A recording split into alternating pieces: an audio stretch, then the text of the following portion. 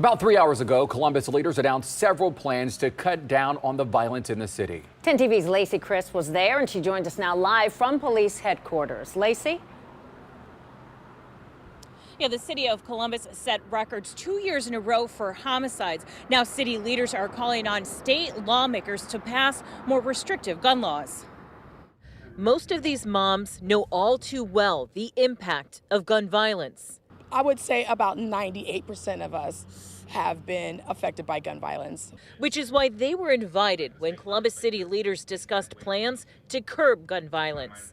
Well, I'm very cautiously optimistic, and I think that I love the effort that's being put forth. So far, Columbus police have recovered 1,500 guns. 10% of those are on these tables.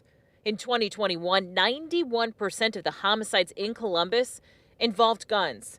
Columbus Mayor Andrew Ginther is calling on the state legislature to pass restrictive gun laws.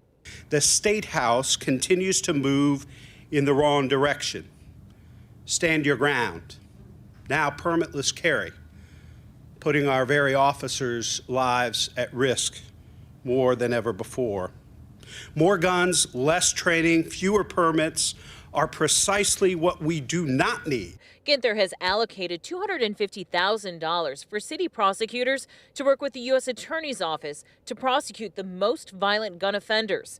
City Attorney Zach Klein is also calling on judges to seriously consider bond for those suspects who use guns. And we need our judges to step up when it comes to violent offenders and people who have no regard for human life. And it's happening too much in our community, and we have to draw the line and put the pressure on the judges to make a difference here.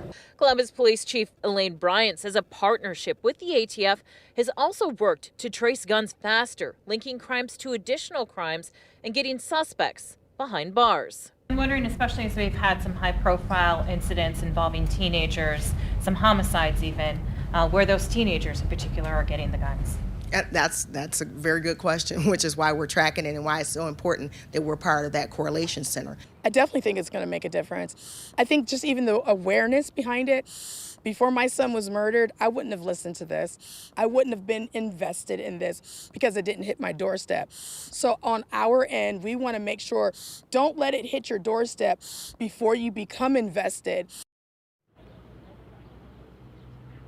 And Chief Bryant says there was a long backlog into tracing guns. She says they now can test the guns and get the results back within just a couple of days, which helps investigators close out those cases.